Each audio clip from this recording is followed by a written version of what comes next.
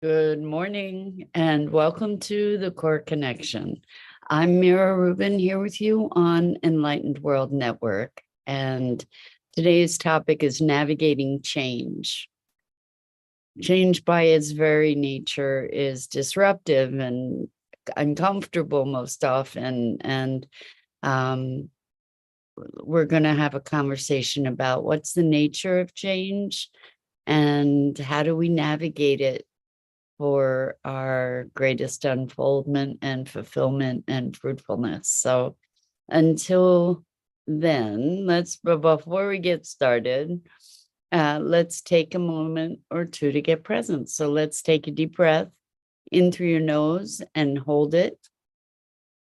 And imagine clean, crisp oxygen flooding your lungs, flowing into your bloodstream, nourishing all your cells, all your organs, bringing vital life energy to your body and being. And as you exhale, exhale any tension, stress, negativity, fatigue.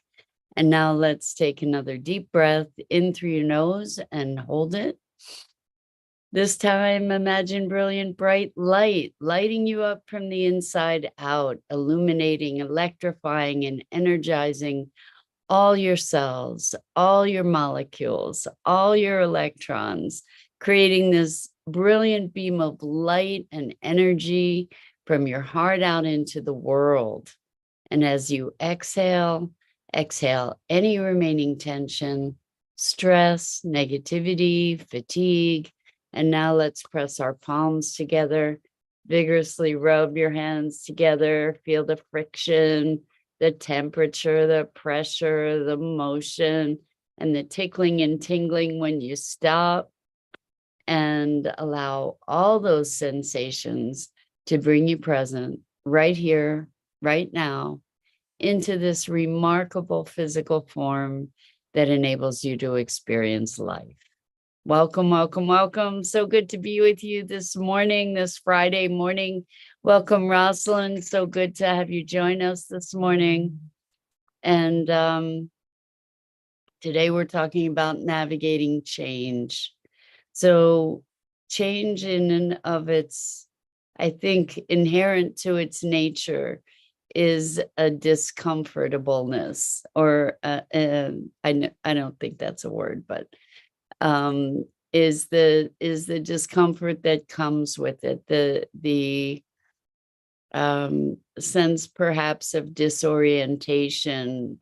What's happening is that the roots of the old are retreating, retracting, um, falling away, and sometimes we feel rootless. Sometimes we feel like we're spinning or in a space of disorientation, unfamiliarity, right? If change by its nature is an introduction of the unfamiliar. And so while change can be good or bad based on our valuations, right? Even good change is stressful often because we're deconstructing part of a system that had been in place to be allowing something new to emerge. And so while many of us are committed to embracing change, it can be a stressful experience. And changes take place on all different levels.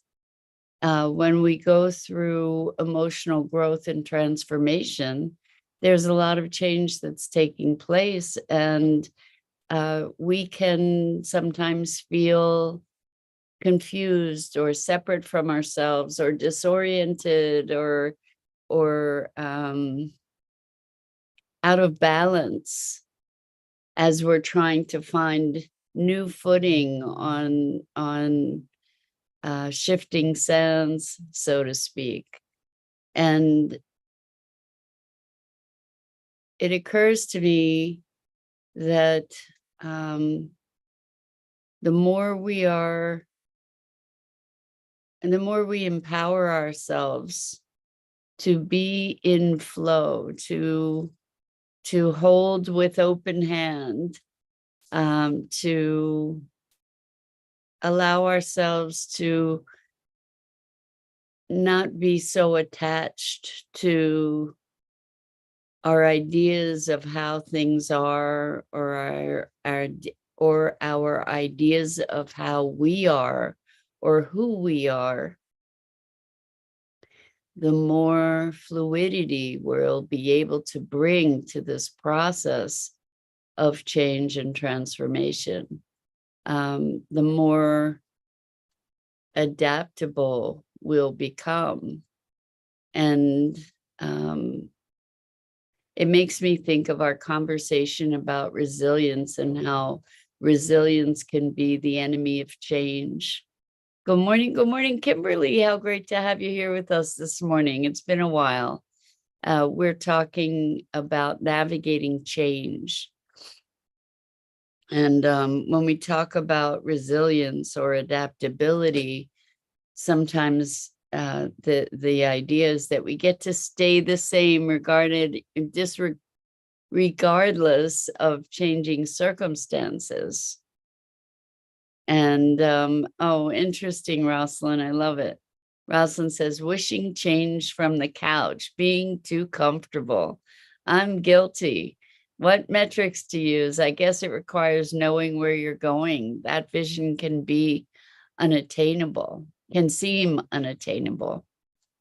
You know, we were talking about generating the field yesterday, and how when we're looking to move into a place of transformation, it's often beyond, I love this term, a promise beyond ableness, you know, that we don't know how, we don't know the path from here to there, but we have a commitment to make the journey, like to move in that direction, to go toward a destination that may seem unattainable, because we don't know how. And yet the promise beyond ableness is the commitment to move into that and embrace the change that is required. So I don't know that we, you know, it's interesting when we talk about metrics, because we don't know what we don't know, right? Like when we have a vision, it's the intentionality, it's the commitment to that vision that moves us forward, and that galvanizes or energizes the supporting influences from our environment and beyond, when we have that commitment, like staying true to that vision, that intention. And so when we're navigating change,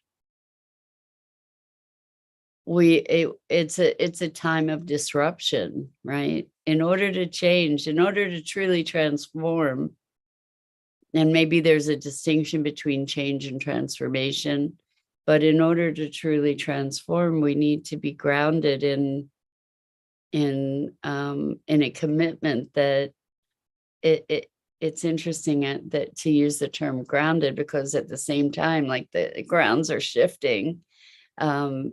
So finding a North Star to guide ourselves allows us perhaps to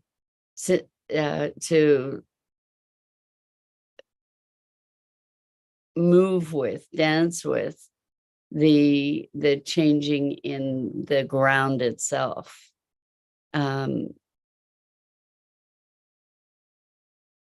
It can be scary to move into the places of the unknown, right? Especially when we ourselves are changing, when we ourselves are uprooting patterns that have been long-standing that we've identified with, like believing that we are a certain way and then shifting that orientation, it puts everything out of balance. It puts everything in a state of flux, kind of like watching, the everything gets stirred up and waiting for the dust to settle and seeing the new patterns that emerge as there's this resettling. So when you're saying, Rosalind, I guess it requires knowing where you're going. Maybe we have an intention of where we're going to go, so to speak, but not necessarily have any idea how we get from here to there. And that idea of where we're going can carry us in a way that we can perhaps float above the chaos of change itself. And so the chaos of change can be manifest inwardly or outwardly or both. I think that humanity is in for a lot of change. Kimberly says, this is such a good thing, Kimberly. Kimberly says, I thought I didn't need to go to AA. I now know I need to keep my connection and carry the message of hope. So, Kimberly, that's so much about creating the field also, because in our own lives that may be ingrained in or reminding us of patterns that we choose to change or transform, we need to create a field that supports us in our new commitments, because the old environment wants things to go back to the way that things were, so this is part of navigating change, is finding and creating and generating a field that supports the change, because otherwise there's like an inertia that wants to pull us back into the old established patterns. And so giving ourselves the support is a really profoundly important aspect to implementing long-standing change. So how do we generate that field? How do we provide that support for ourselves and each other? How do we find other people too who can support us? So good for you to recognize the need for that support system and to reach out to provide it for yourself, because that's how, as we move through these periods of change, we can do things to help support ourselves. For instance, we can maybe journal. That helps a lot of people. We can meditate. We can have processes that ground us, and doing it all in isolation can be really challenging. So developing community around our path of change is also a very valuable and supportive thing to do. So Kimberly says, absolutely. I know it's my setup saying I don't want or need to go. Yeah.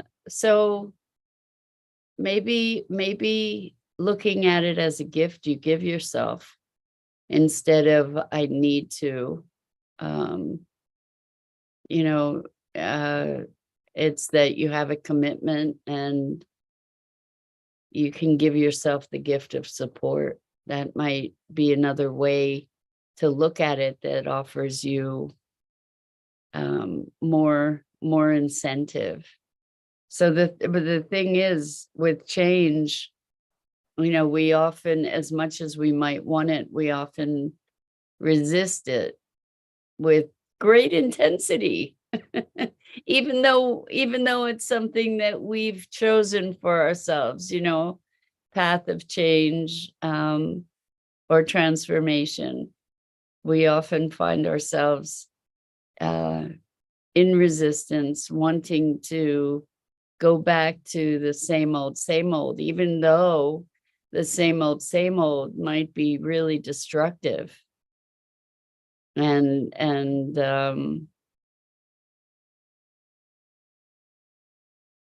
draining of our life energy. The familiarity of it offers some comfort, right? And I guess we get to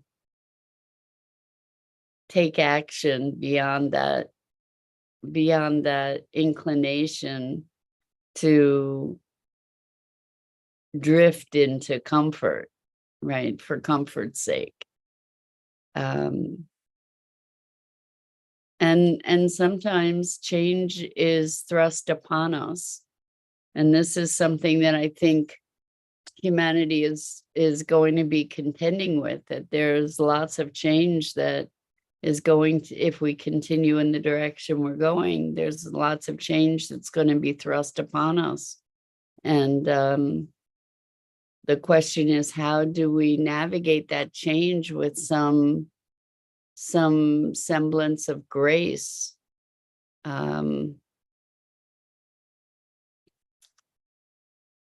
That's the dance. That's the tightrope that we get to walk, this balancing act of trying to find grace in the face of change. And it's not always there to be found, and grace isn't necessarily the most important thing. Sometimes it gets ugly.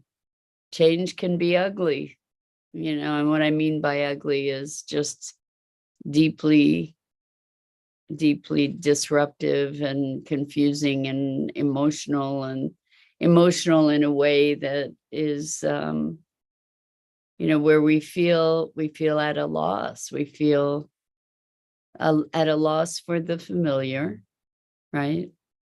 And not knowing where to go. And oftentimes the response to that can be anger or sadness or depression or confusion, all kinds of feelings that are all stirred up. And it's making me think of a session that I had with a client yesterday that was really, really awesome. I'll tell you about that in a second. Kimberly says, nothing constant, but change constantly. It was my motto for a while. And whenever I felt overwhelmed, it helped me let things pass. That's beautiful. Nothing constant, but change constantly.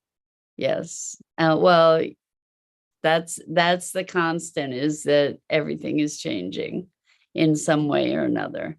And it's funny how we try to keep things the same, in the name of what we call stability. But I want to, Rosalind, I see your comment, but before I speak to it, I want to talk about this thing that happened with a client yesterday who was feeling very overwhelmed, who was feeling, and actually had physical vertigo, like the dizzying pace of change and demands and all kinds of demands of life. And in her session, what came up was this electrical kind of humming sound, and it was kind of staticky and filled with all this disruptive energy. And then what emerged was a singing bowl that had this tone.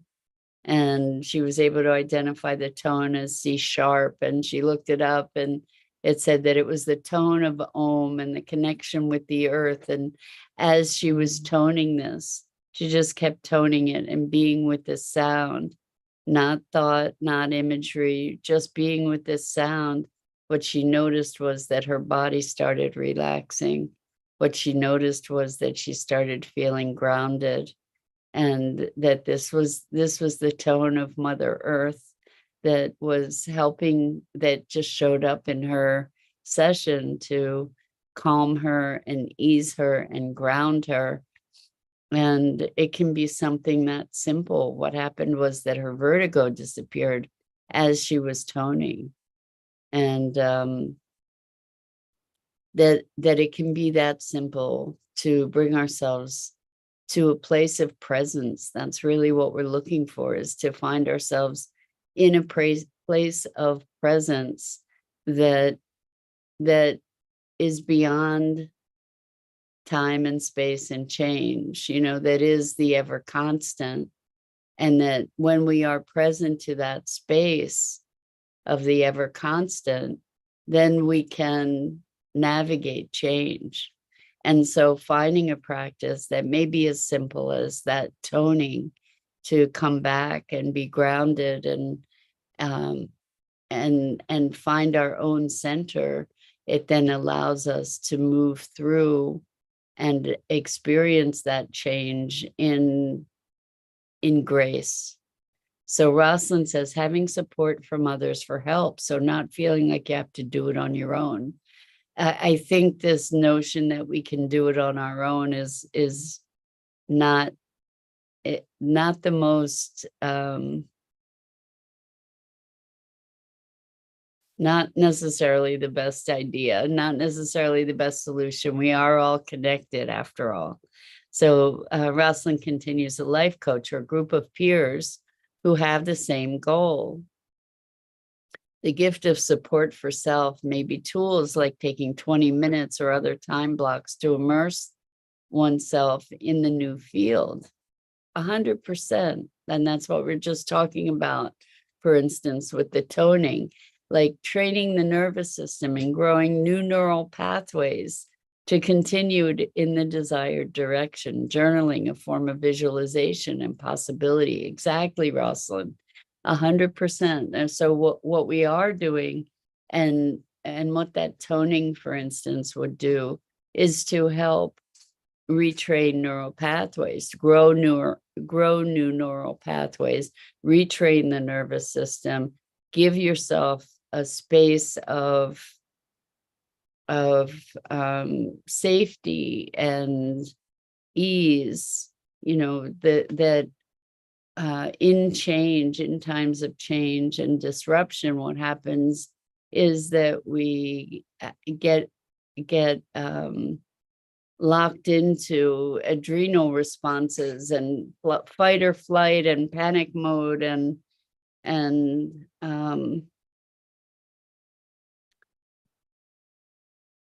we lose our ground. Oftentimes we can lose connection with self because the change just shakes us out of that place of connection and centeredness. So I agree. Kimberly says to Rosalind, beautiful. I agree. Well spoken. So finding this space within ourselves, finding access to the space within ourselves that is centered and grounded, is one means of navigating change. Another means is to find a group, find others who are able to be supportive of us within the change and building that field for our own evolution, for us to grow into, and to keep alert to that field so that it too can grow. Stagnation is death. At least, in my perspective, if we're stagnant, we're dying or dead. And that there's always growth and change. And as we learn to move with it rather than resist it, then we have so much more grace and so much of a more enriching experience. When we are able to flow in the direction that the change is taking us. When we're able to harness the energy of that change to create something new.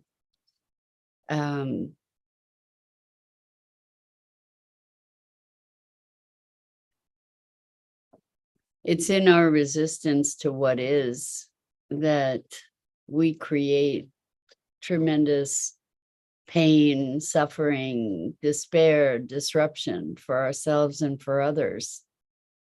And what came to mind as a flash, like we see so many ills of the world right now, so many challenges that we have. And what popped into my head, it seems sort of like a non sequitur, but I don't think it really is. What came to my head was this notion of plastics and the plastic pollution that we're experiencing and that we're contributing to ongoingly. And whereas we have perceived the plastics as a problem, what we can also begin to do is to see it as an untapped resource, not to continue producing more and more and more of it, but that we can transform that problem into something that can be a resource. So there's so much energy, literal energy tied up in plastics that if we are able to harness and redirect that energy, that it can be a good resource in the process of cleaning it up. And Kimberly says that they should ban plastics. I'm there with you, Kimberly, or we should find ways to make organic plastics that are recyclable and that degrade, different solutions around plastics. Kimberly also says so many possibilities that surround us. Surrender and find ourselves with an infinite abundance, with peace, love, and joy, and giving back. That's beautiful, Kimberly. Thank you for that. And on that note, I will wish you a wonderful Friday and a beautiful weekend. And we'll wrap it up with that. I'm Mira Rubin. This is the Core Connection. And I go live here each weekday morning at 9 a.m. Eastern on the Enlightened World Network Facebook page and YouTube channel. And I invite you to check out the other awesome programming on Enlightened World Network and Enlightened World Living. And I wish you a wonderful, wonderful weekend of discovery and joy. And so I hope to see you again really soon. And until next time,